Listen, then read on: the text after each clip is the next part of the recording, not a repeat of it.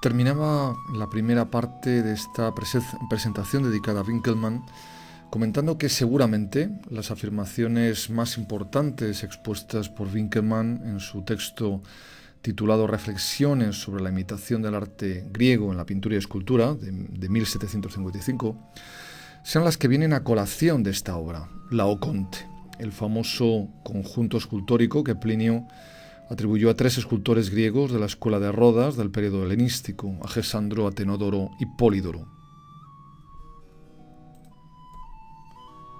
Pero antes habría que incidir en una afirmación que nos va a dar la clave para entender todo lo que vamos a ir viendo a continuación. Que el carácter general, escribe Winckelmann, en que reside la superioridad de las obras de arte griegas es el de una noble sencillez y una serena grandeza, tanto en la actitud como en la expresión. Es fundamental, insisto en esto, estos dos conceptos de noble sencillez y serena grandeza como características fundamentales del arte griego, en opinión de Winckelmann. Así como las profundidades del mar permanecen siempre en calma, escribe nuestro historiador, por muy furiosa que la superficie pueda estar, también la expresión en las figuras de los griegos revela en el seno de todas las pasiones un alma grande y equilibrada. Tal es el alma que se revela en el rostro de Laoconte, y no solo en el rostro, dentro de los más violentos sufrimientos. El dolor que acusan todos sus músculos y tendones y que, sin mirar el rostro ni las demás partes del cuerpo, creemos descubrir con solo fijar la vista en el abdomen, dolorosamente contraídos, ese dolor, repito, no se manifiesta, sin embargo, por ninguna expresión de rabia o de furor. Es decir, que para Winckelmann, Laoconte soporta el dolor sin gritar desesperadamente. Laoconte no se dejaría llevar por la expresión de rabia o de furor, pues, como señalaba al inicio de esta presentación, para Winckelmann la superioridad de las obras de arte griegas radicaría precisamente en esa nobleza sencillez, en esa noble sencillez, en esa serena grandeza, tanto en la actitud como en la expresión.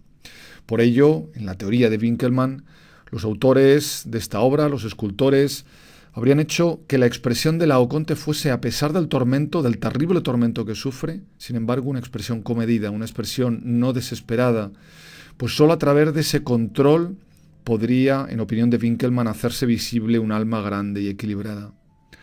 Por tanto, esa sería la explicación por la que, en contra de lo escrito por Virgilio, el Laoconte esculpido no lanza aquí ningún grito terrible, sino que por el contrario, como vemos, la abertura de la boca más bien se limitaría, en opinión de Winckelmann, a una especie de suspiro ahogado y comprimido. El dolor no se manifestaría en el rostro de Laoconte, nos dice Winckelmann, con el vigor que debiera esperarse de su violencia.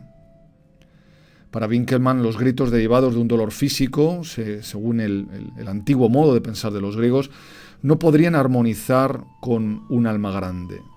En el Laoconte, afirma Winckelmann, la sola representación del dolor habría sido parentirso. ¿Y qué es parentirso? Bueno, pues parentirso es un furor descompuesto, podríamos decir, un furor desentonado, un furor no procedente. Por ello, continúa Winckelmann, el artista, con el fin de aunar lo noble y lo característico del alma, habría hecho que Laoconte llevara a cabo la acción que más se aproximaba, en medio de semejante dolor, al estado de reposo. Por otra parte, hay que recordar aquí que Lessing, otro de los teóricos fundamentales del momento, en un texto titulado Laoconte, los límites de la pintura y la poesía, publicado en el año 66, criticará esta teoría de Winckelmann considerándola totalmente equivocada. Por su parte, Winckelmann encuentra una explicación también histórica a esta teoría suya de que el carácter general en el que reside la superioridad de las obras de arte griegas es, como decíamos antes, el de una noble sencillez y una serena grandeza tanto en la actitud como en la expresión. Pues, en su opinión, como los seres humanos, también las bellas artes pasan por una fase, nos dice, de juventud, y entonces gustan de lo tronitronante, gustan de lo asombroso. Tal era la forma que representaba, en opinión de Winckelmann, la musa trágica de Esquilo, y es así como su Agamenón, nos dice, a causa de sus hipérboles, se ha hecho, en cierta medida, mucho más oscuro que todo lo que escribió Heráclito. Para Winkelmann, todas las acciones humanas comienzan con lo forzado, comienzan con lo efímero, mientras que lo equilibrado, lo fundamental, no se da sino en último término. Todo lo cual le permite a Winkelmann afirmar que la noble sencillez y la serena grandeza de las estatuas griegas son a la vez el auténtico carácter distintivo de los escritos de su mejor época, de los escritos de la escuela de Sócrates. Y son estas las propiedades que también constituirían la superior grandeza de Rafael, grandeza del pintor Rafael, grandeza que alcanzó, en opinión de Winkelmann, en virtud de la imitación de los antiguos.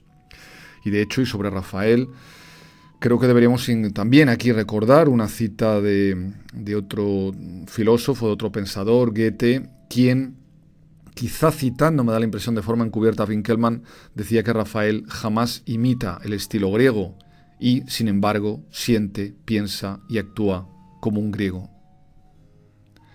Y a este respecto, Winkelmann nos recuerda la Madonna de Rafael, de la Galería Real de Pinturas de Dresde, que estamos viendo en la imagen, sobre la que escribe lo siguiente: véase la Madonna con su rostro lleno de inocencia y a la vez de una grandeza más que femenina, en una santa y sosegada actitud, con esa serenidad que los antiguos hacen prevalecer en las imágenes de sus divinidades. Qué grande y noble es todo el contorno. Por otra parte, otra cuestión clave en las reflexiones de Winkelmann sobre la pintura es lo que tiene que ver con la alegoría. En su opinión, el pintor debe conducirse como un poeta y debe tratar de pintar figuras mediante imágenes, esto es, tratar de pintar alegóricamente. Por otra parte, otra cuestión clave en las reflexiones de Winkelmann sobre la pintura es lo que tiene que ver con la alegoría. En su opinión, el pintor debe conducirse como un poeta y debe tratar de pintar figuras mediante imágenes, es decir, tratar de pintar alegóricamente. Y a este respecto escribe Winkelmann: la pintura se extiende así al ámbito de las cosas que no son sensibles. Estas son su fin supremo. Esta afirmación es, a mi juicio, desde luego una de las más importantes de este escrito. La pintura, en opinión de Winkelmann, tendría como fin supremo la representación mediante la alegoría de nociones generales, es decir, de conceptos universales, de cosas que no son visibles. Y que el arte debe, de alguna manera, de exhibir la idea, lo ideal o lo general en lo particular, es algo que, en su opinión, los griegos también habrían tratado de conseguir. Parrasio, por ejemplo, nos dice Winkelmann, un pintor que describía el alma como lo hiciese Arístides, ha podido incluso, según dice, expresar el carácter de todo un pueblo. Añadiendo Winkelmann que Parrasio pintó a los atenienses tal y como eran, a la vez bondadosos y crueles, ligeros y obstinados, bravos y cobardes. Si una tal representación parece posible, apostilla Winkelmann, lo es únicamente por medio de la alegoría, a través de imágenes que expresen nociones generales. Y si el pintor debe tratar de representar nociones generales, nociones que evidentemente por ello no son visibles, pero que debe hacerlas visibles de alguna manera, debe por ello poseer, nos dice Winkelmann, un bagaje de erudición al que poder acudir y del que poder tomar signos expresivos, sensiblemente materializados, de objetos o de ideas que no son sensibles. Y aquí Winkelmann apunta a la posible utilidad para el artista de textos como la iconología de Ripa o las imágenes simbólicas de los pueblos de la antigüedad, escrito este texto por Van de Hooge. En este sentido, sería Rubens, escribe Winkelmann, el que más se ha arriesgado en grandes obras como un sublime poeta, poniendo como ejemplos estos que vemos en las imágenes, estos cuadros que Rubens pintó sobre María de Médicis para el Palacio de Luxemburgo, hoy albergados en el Louvre. Y tras Rubens, Winkelmann menciona como ejemplo de esta pintura alegórica que él tanto aprecia la cúpula de la Biblioteca Imperial de Viena, pintada por el pintor vienés Daniel Gran. Bueno, y ya para ir terminando esta presentación, quería insistir en esta relación entre poesía, mitología y pintura, una relación que también será uno de los temas centrales en la obra de muchos de los teóricos del arte del siglo XVIII, y especialmente de uno que ya hemos comentado, Lessing. Leamos lo que escribe Winckelmann a este respecto en este texto. Escribe Winckelmann: el artista necesita de una obra que contenga todas aquellas imágenes y figuras sensibles que, extraídas de la entera mitología, de los mejores poetas de los tiempos antiguos y modernos, de la oculta sabiduría de muchos pueblos, de los monumentos de la antigüedad en piedra, monedas y utensilios, sirvieron para conferir una forma poética a los conceptos universales. Este es el elemento fundamental insisto en ello, ¿no? Cómo la pintura debe representar conceptos universales que en sí mismos no son visibles y que el artista debe, de alguna manera, hacerlos presentes de manera visible. Pues no lo olvidemos, el mayor logro de la pintura consistiría para Winckelmann en la representación de cosas invisibles, pasadas y futuras.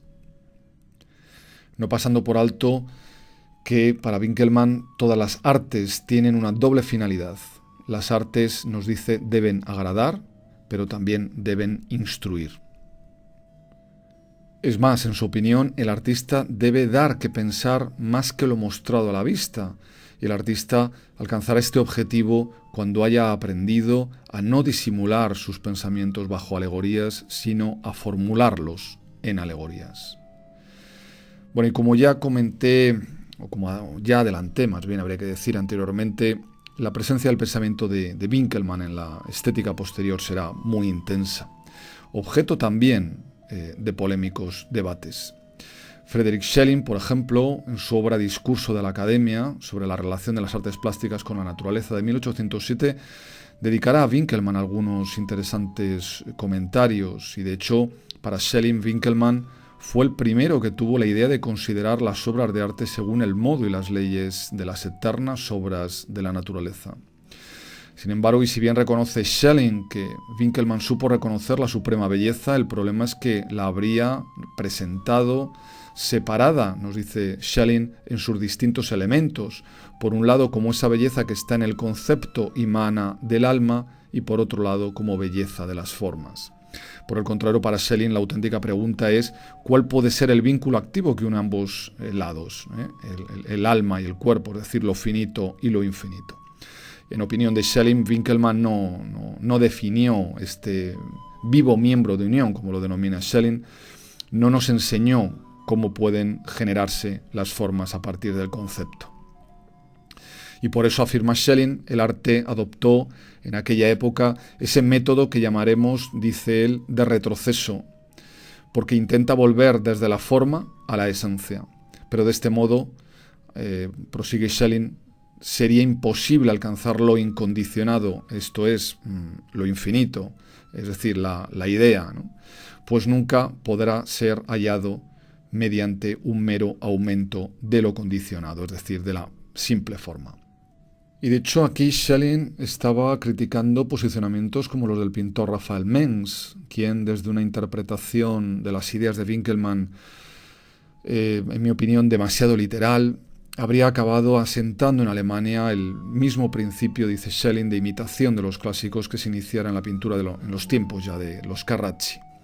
Una imitación de los clásicos convertida en un mero principio formal y que para Schelling habría provocado en el arte alemán de mediados del siglo XVIII una falta, dice él, grande de espíritu y de brillo unido a un olvido total del sentido originario del arte. Una crítica que es, sin duda, en mi opinión, la más certera acerca del arte, de los problemas a los que tuvo que afrontar el arte del neoclasicismo incipiente en aquellos años.